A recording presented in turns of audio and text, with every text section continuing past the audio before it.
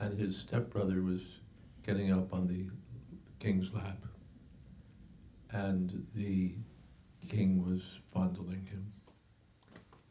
And Dhruva Maharaja naturally also wanted to get up on the king's lap. But his stepmother spoke out and said, "You can't get up on the lap of the king. You don't deserve to get on the king's lap because you're not my son."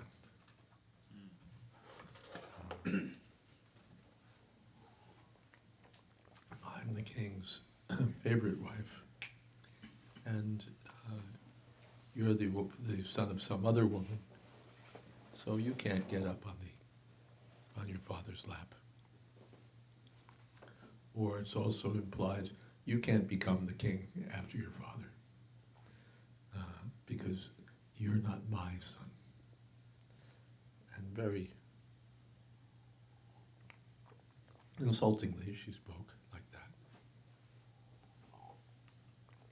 If you want to get on the king's lap or inherit the throne,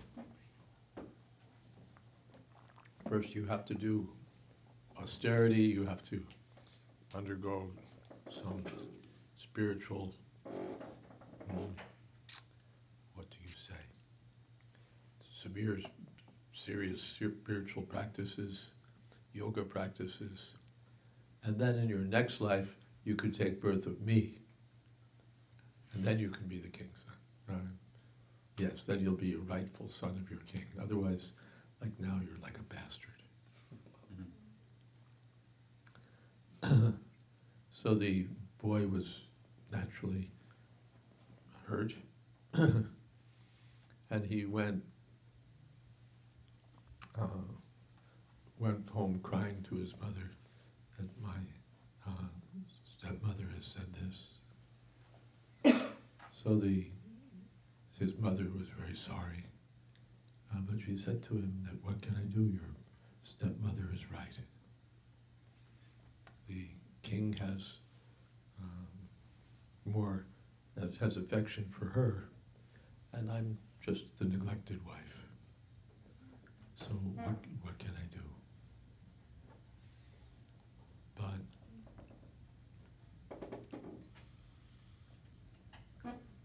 But Krishna is very kind. His affection and his protection exceed that of millions of mothers like me. What can I do? But if Krishna helps you, then everything is possible. Then everything is possible. And he is very affectionate to his devotees. Everything can happen by the grace of Krishna. So he said, actually, your stepmother is right, that if you undergo some spiritual discipline, then something may be possible.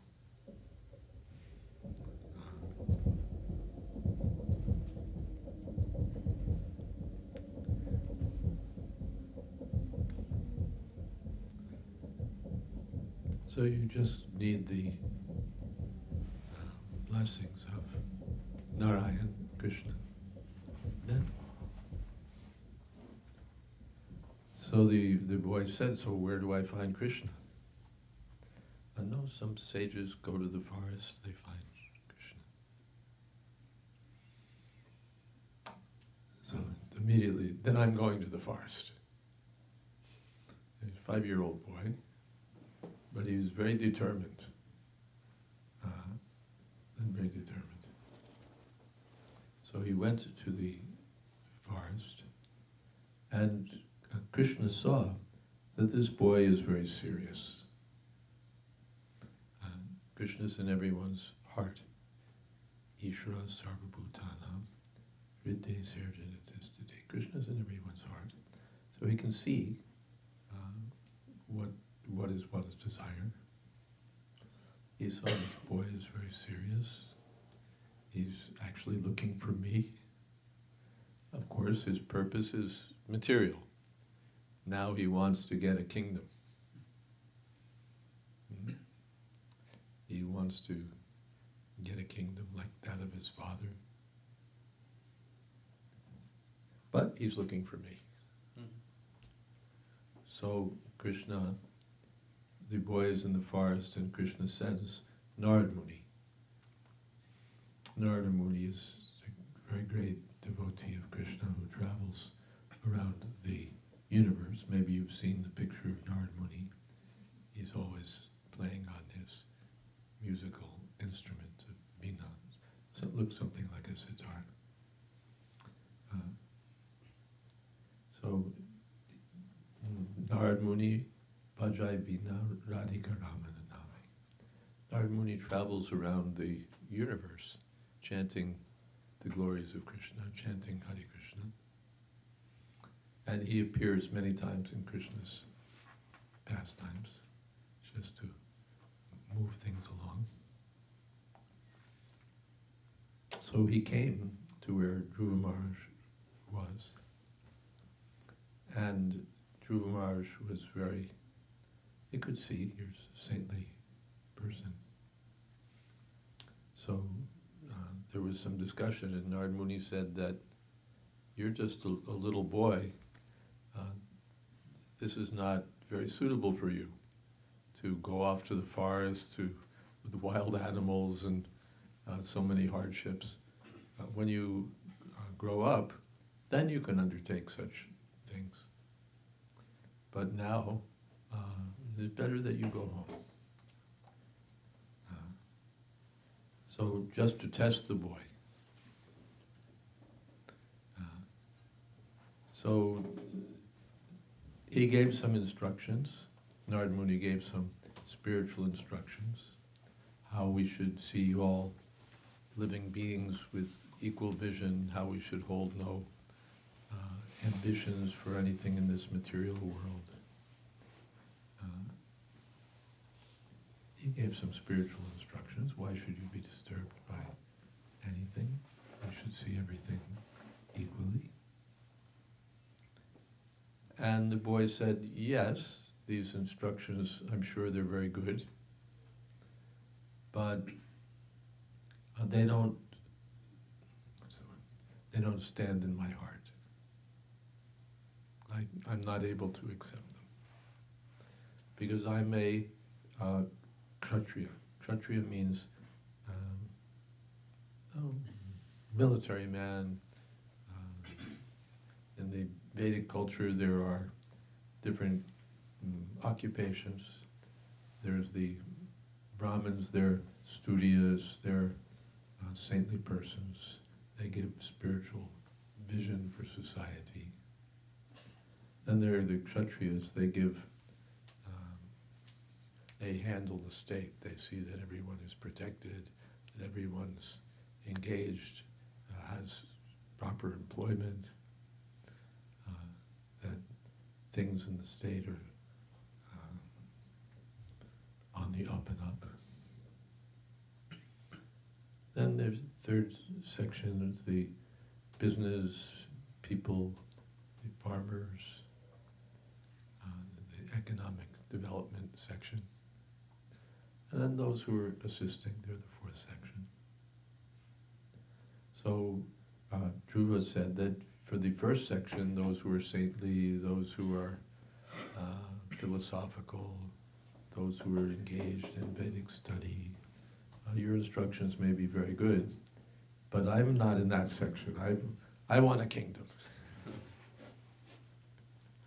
Not only do I want a kingdom, like my father, I want a kingdom better than my father's, better than my grandfather's, better than my great-grandfather's. His great-grandfather was Lord Brahma, the engineer of this material universe. But his kingdom is, practically speaking, the whole universe. I want a kingdom better than his.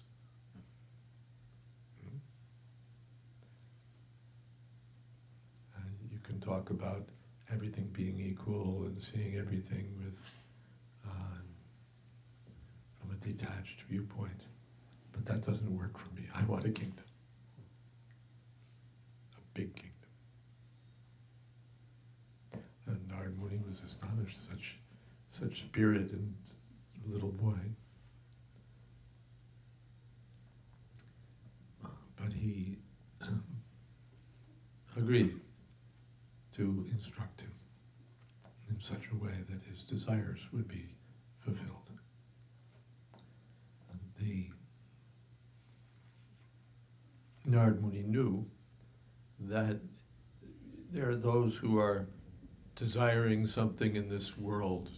They want fame, they want success, they want prosperity, they want enjoyment, they want this or that. They're full of desires, no end to what they desire. And then there are those who are detached, they have no desires. And then there are those who desire liberation. That's also a desire. When we're free from material desires, then we may still have some desire. Let me attain freedom from material existence. Let me merge with God. That's also a desire. So Narad Muni knew that whether one is free from desires, or full of desires, or desiring liberation, one who's intelligent should engage in the service of Krishna, and everything will be fulfilled. It's the best course for those who have desires, because Krishna can fulfill every desire. And it's the best course for those who are free from desires. They can attain the perfection of spiritual life. And those who are desiring liberation, and liberation is automatically achieved if one becomes Krishna conscious. So Narad agreed to instruct the boy. This is the relationship. When Krishna sees that someone is very sincere in wanting to reach him, then he sends someone, like Narad Muni. Because tad vijnanartam sa gurumeva bhigacche. If one wants to attain Krishna consciousness, spiritual realization, then one should approach the expert spiritual master. This is the direction of all the Vedic literature. That one should approach a bona fide spiritual master, not a flaky spiritual master, not just someone with good-looking beard and piercing eyes, but someone who knows the science of Krishna. Jai Krishna Tattvaveta, Jai Guru Hari. So when Krishna sees that someone is very sincere, earnest, then from within the heart, Krishna sends someone to help. Krishna, within the heart, serves as the spiritual master or spiritual guide of everyone. For those who want to forget Krishna, Krishna from within helps. Yes, let me help you forget me. And for one who wants to remember Krishna, Krishna helps from within also. Let me help you remember me. And he expands himself externally as the spiritual master. Expands himself means he's within the heart, sitting within everyone's heart, and he has his representatives externally to guide us how to reach him.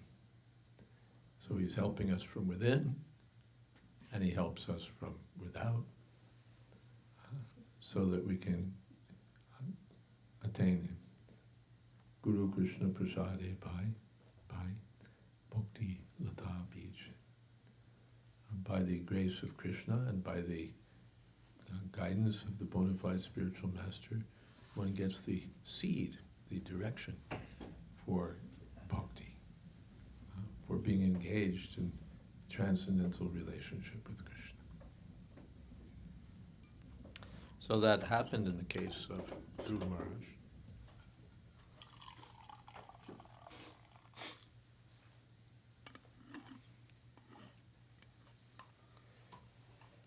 Wandering around the forest, it would have been difficult for him to know, what do I do?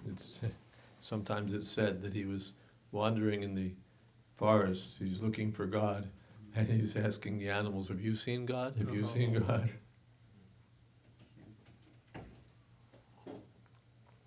Very serious. But you may not get answers.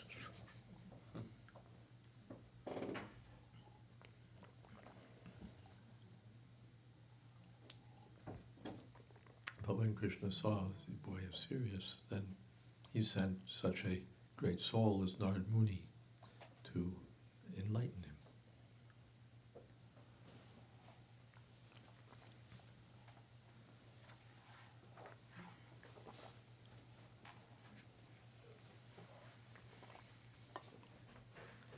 So Narada tested the boy to see how serious he was. Yes, you can go home.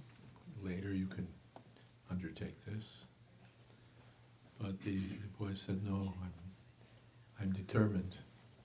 So if you can help me find Narayan, Krishna, so that I can get my kingdom, then kindly help me.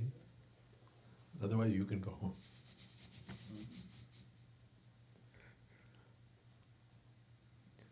So Narada saw, yes, this boy is very serious.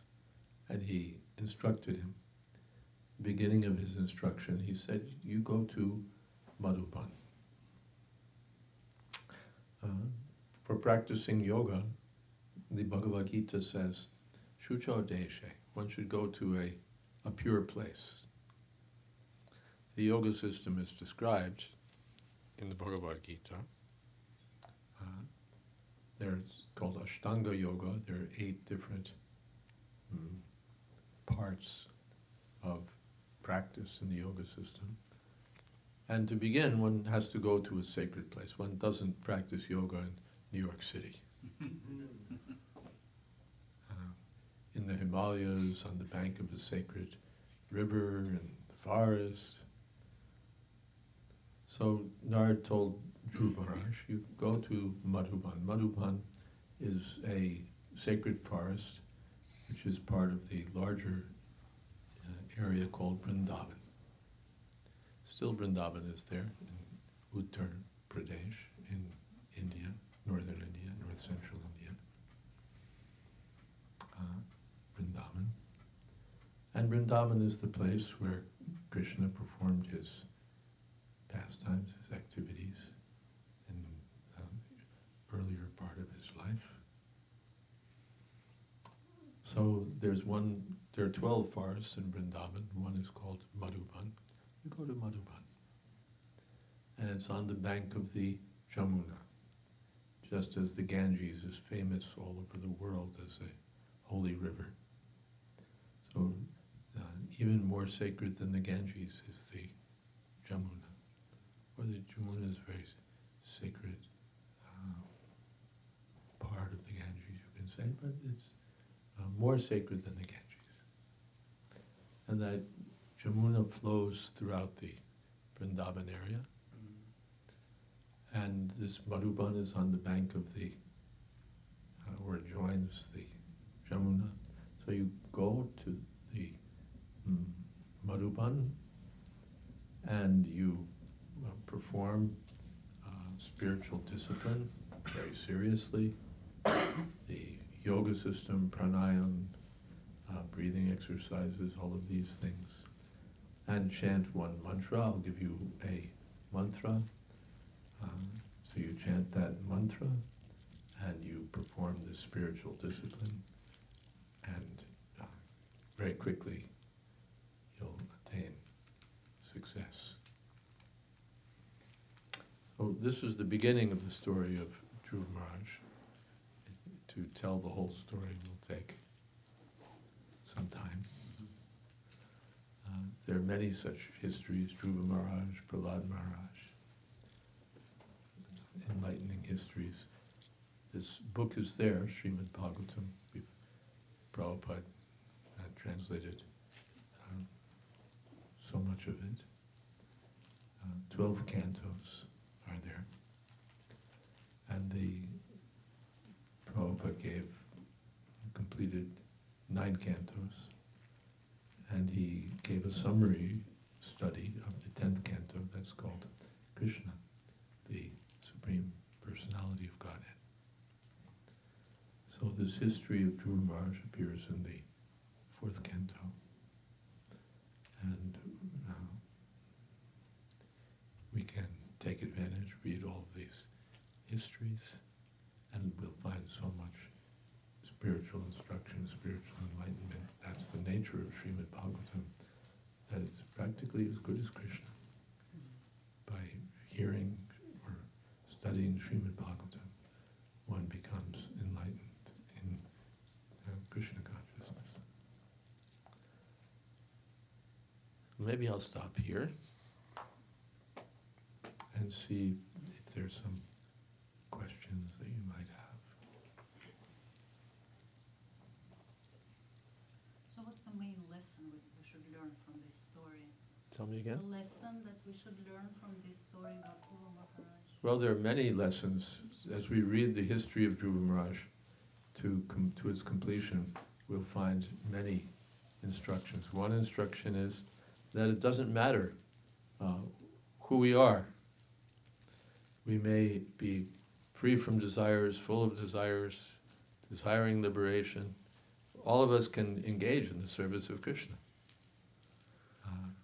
Where all of us should engage in the service of Krishna, because then our purpose will be fulfilled.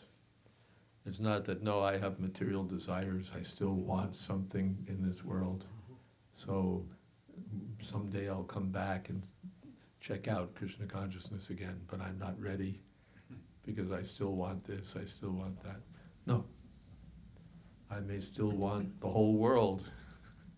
I may want a kingdom better than the whole world. Still I should engage in the service of Krishna. And then all my desires will be fulfilled, and because I've approached Krishna, eventually I'll attain spiritual perfection. If I try some other way, maybe I'll get what I wanted, maybe I won't get what I wanted, but in the end my life will be a failure, because even what I want will be lost. In this world, everything is lost at the end. So we'll go through so much trouble to get wealth, to get fame, to get enjoyment, and either we won't get it, or we'll get it and not be satisfied, but in any case we'll lose it. And so it's all a waste of time. But if one approaches Krishna, one can get even material things one desires, but one will get more, one will get the eternal shelter at Krishna's lotus feet. Now this is one instruction. Thank you. No question. Yes? What's the mantra Narad Muni gives? The mantra Narad Muni gave is Om Namo Bhagavate Vasudevaya. Om Namo Bhagavate Vasudevaya. 12-syllable mantra. What does it mean? Om. Om indicates the absolute truth. And Namo. Namo means I surrender. Namaha. I surrender to the absolute truth. What is that absolute truth? Bhagavate. Bhagavate means to Bhagavan, just like we have Bhagavad Gita.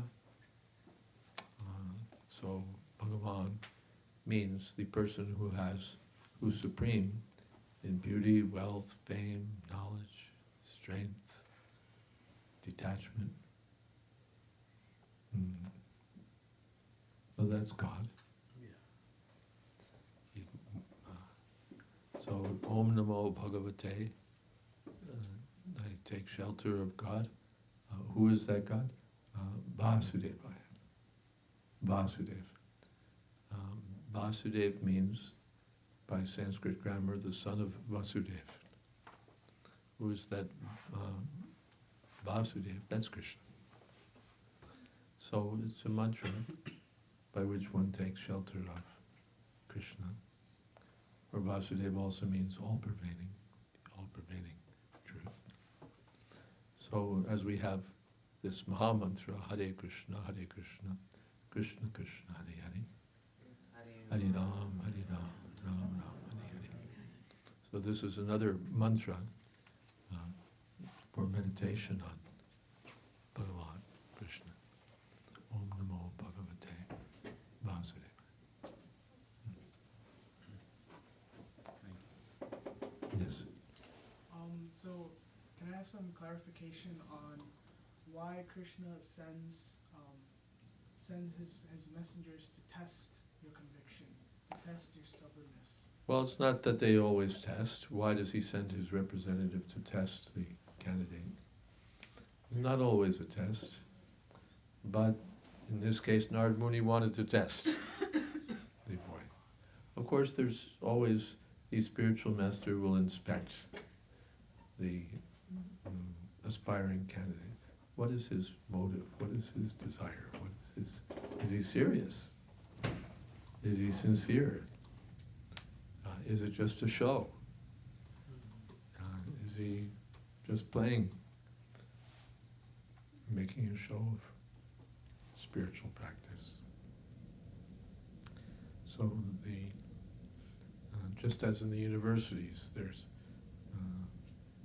is this person's applying for admission? Is he serious, or is it he's just looking to spend 4 years staying out of the job market and living nicely on our nice green campus?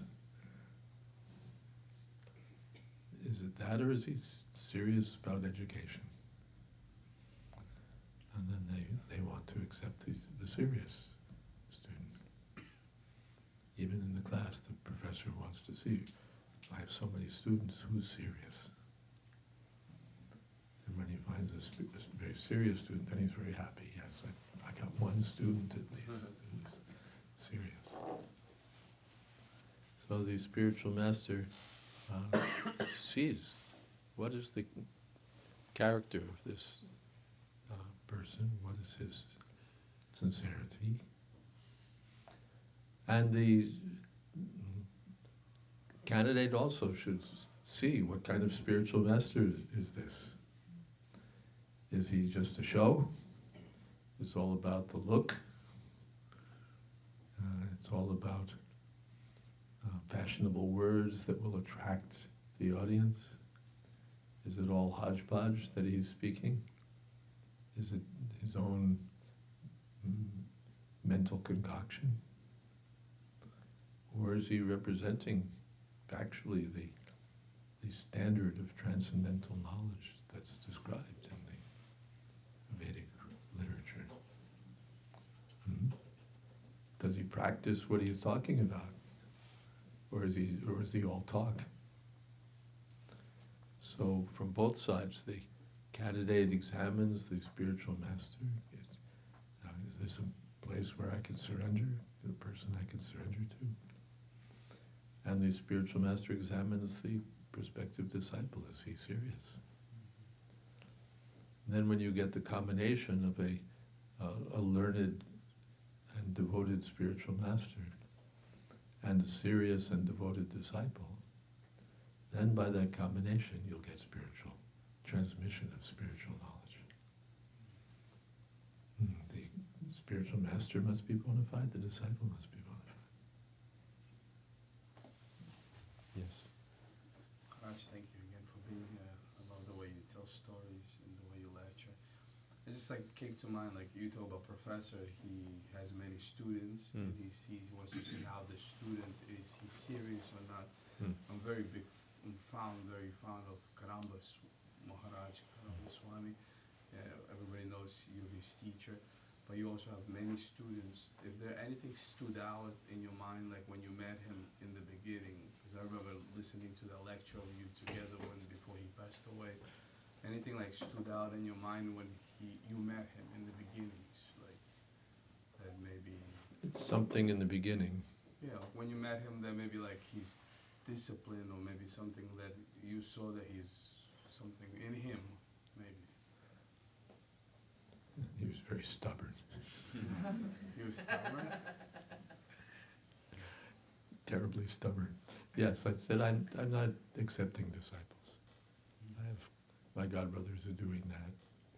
You don't need me for this. That's not what I do. But he was very stubborn. It's an important quality. Yes. No, you have to please agree. I told him no. But he was stubborn.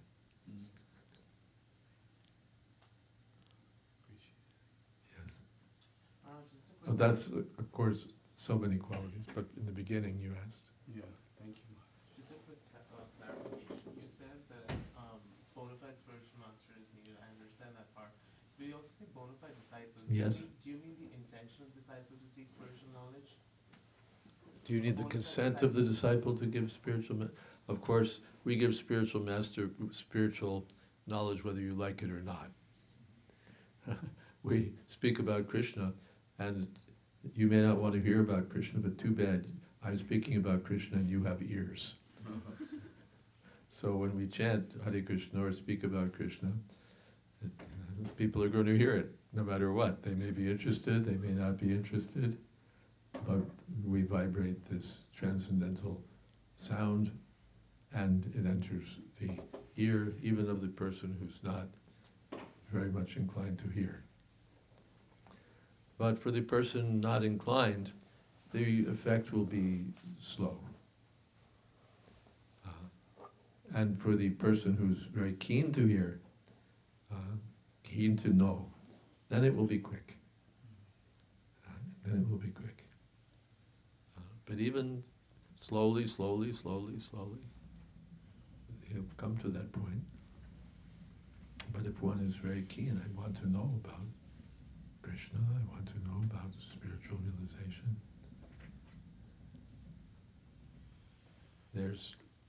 We're just working on another book, Kathopanishad. Same thing. Yamraj, a great devotee of Krishna, was approached by, again, another little boy for knowledge about spiritual realization. And Yamraj again tested him. No, don't ask about these things. This is very difficult to know about life in the liberated stage. I'll give you chariots, I'll give you money, I'll give you great material enjoyment. And the boy said, no, you keep your chariots, you keep your wealth. Stop. I want to know about this. So Yamraj was very pleased, yes, I'll tell you.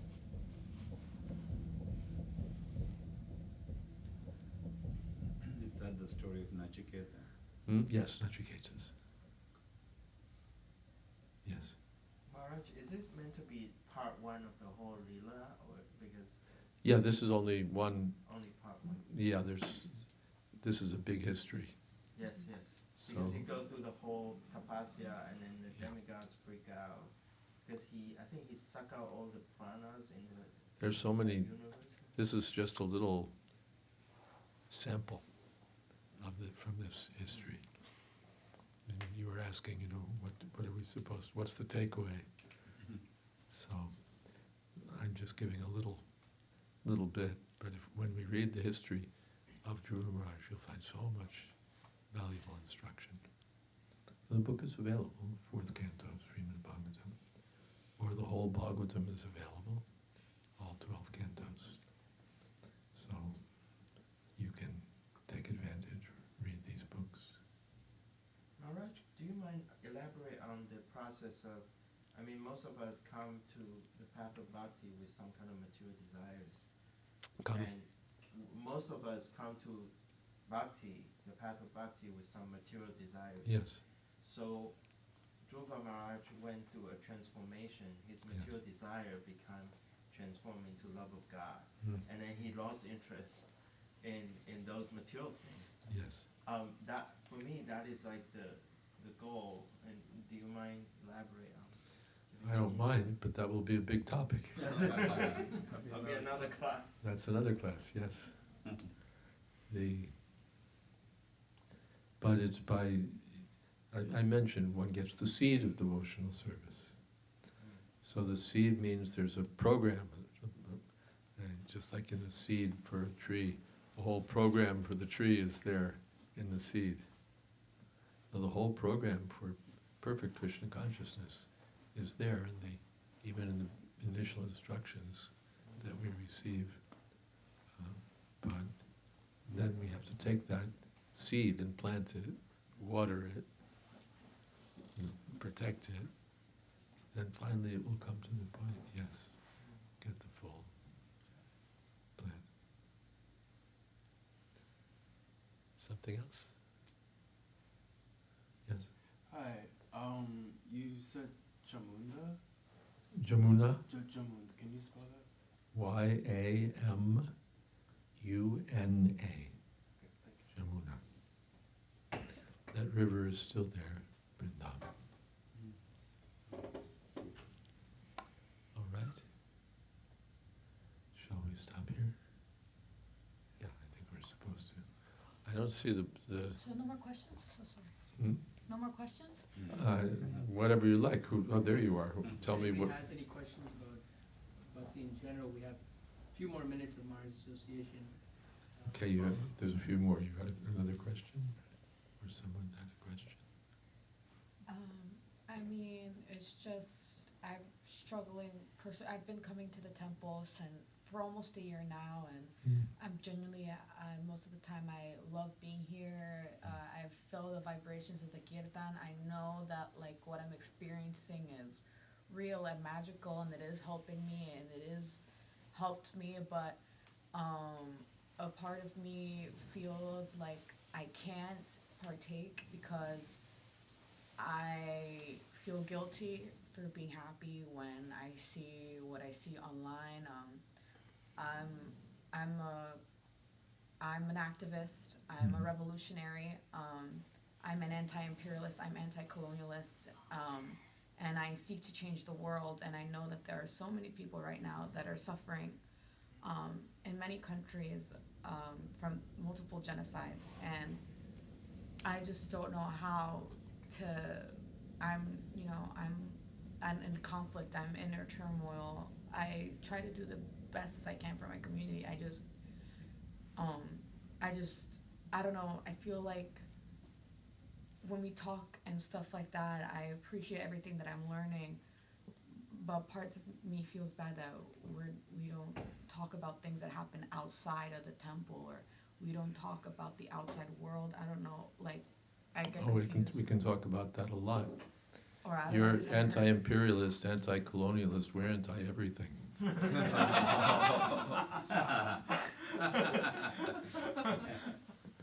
great. Anti-everything means that the ultimate problem is the entanglement of the soul in matter. Right. We're all spiritual beings by nature, but now we're identifying with this material body. So I'm thinking I'm American, I'm Russian, I'm Ukrainian, I'm Iranian, I'm Syrian, I'm Palestinian, I'm this, I'm that. I'm old, I'm young, I'm thin, I'm fat, I'm this, I'm that. We're identifying with this body and trying to exploit the resources of the material world. The colonialist wants to exploit and enjoy. The imperialist wants to exploit and enjoy.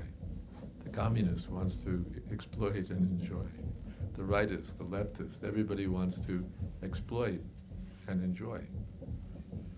And then we oppose them, and then we become the next clique to want to exploit and enjoy.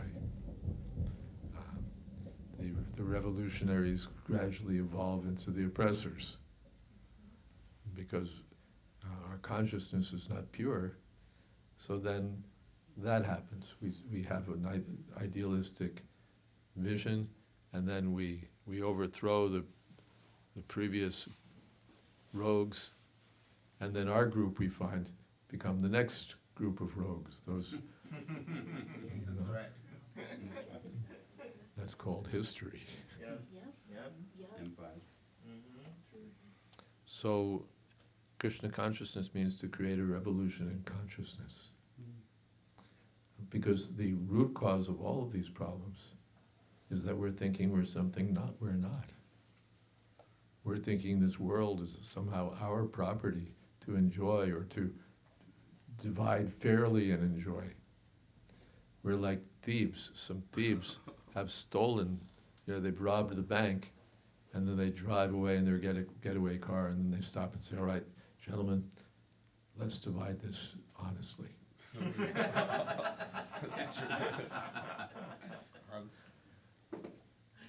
So, and then we create a United Nations, my property, your property. But it's actually Krishna's property. And we've forgotten our eternal relationship with Krishna. So we overthrow one group, or we solve one iniquity in this world, and then the next one is there. If we're in medicine, we put an end to polio, and then there's cancer. And when we put an end to cancer, there'll be the next thing. There's no end to it. We're not going to solve the underlying problem of disease. We'll just move the problem from one shoulder to another shoulder. But we can't solve the problem, because the material world is the problem. We're not meant to live in this material world. There'll be problems in the north and the south, in the east and the west, on the right, on the left. There'll always be problems. Whether political or medical or psychiatric, or problems of poverty, problems of wealth. But when one becomes Krishna conscious, then all problems are solved. So we want to help others, and we feel guilty that I'm feeling good.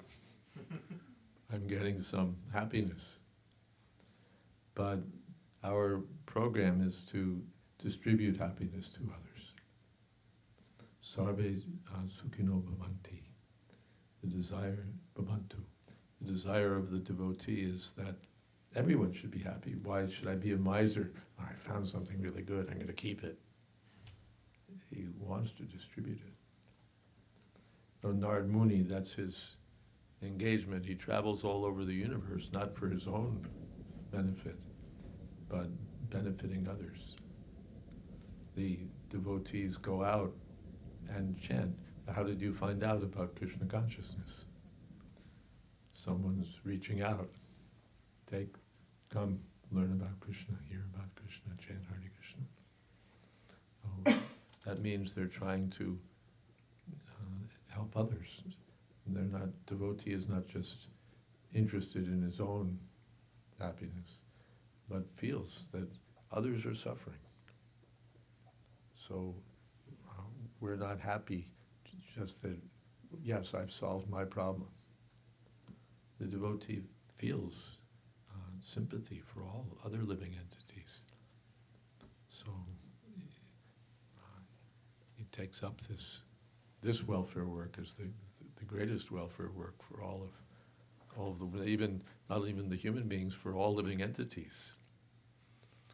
We want freedom for all people, but we want to kill the animals unnecessarily. But the devotee is thinking, no, the animals should be happy also. Why only the human beings? I just maybe want to ask one more question. Another thing is that I would have been living here by now if it wasn't for the fact that I have a cat. I don't know if some people are annoyed by me mentioning this, I have a hard time reconciling that, you know, pets aren't allowed at the temple because I see my cat as my baby, my little Fried. I named him Freedom. It means freedom in Danish, Fried. And so that's why I have such a close relationship with him. And he's a little baby, so he's going to be with me for a real long time. So I'm kind of stuck now because now I can't live at the temple, and it really upsets me. Well, my mother had a cat, and she just loved the cat. And then the cat died. Oh, whoever we give our love to in this world, that will happen. The love will break, or I'll die, the object of love will die. But the real object of love is Krishna. Over the course of our life, we may have so many pets, or over many lifetimes we may have, or in the previous lifetime I might have been the pet.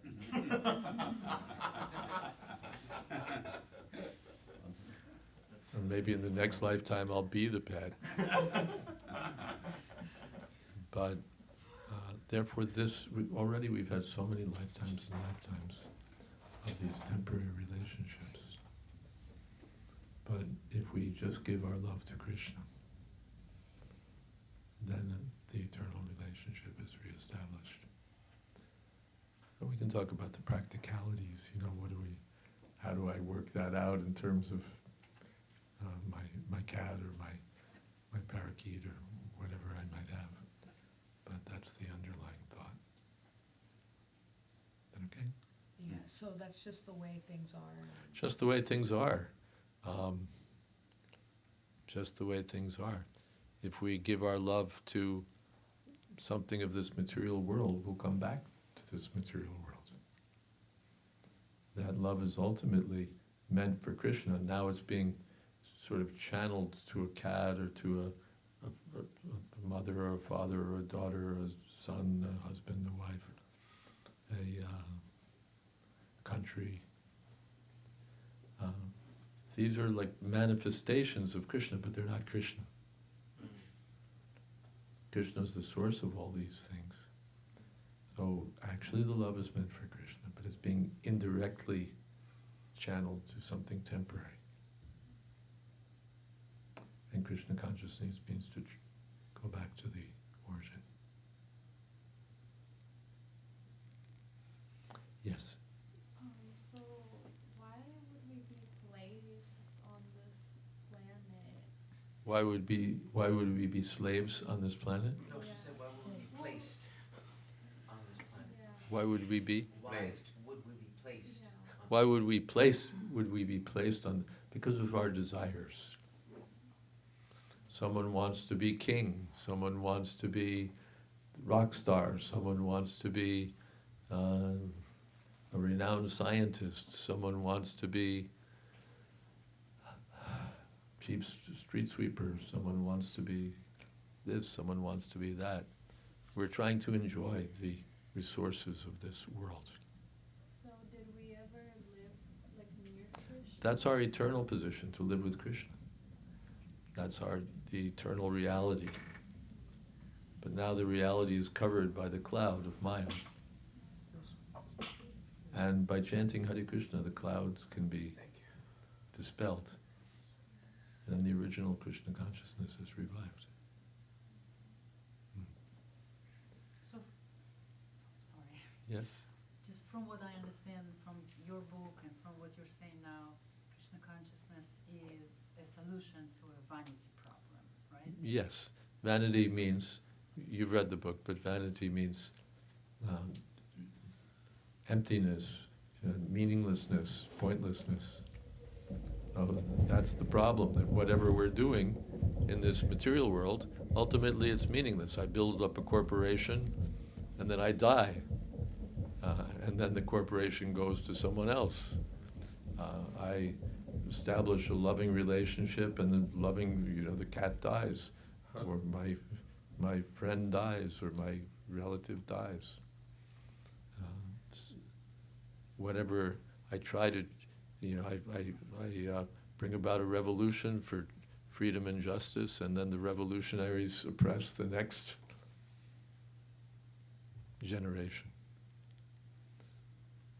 So finally it all comes to nothing. That's the nature of this world.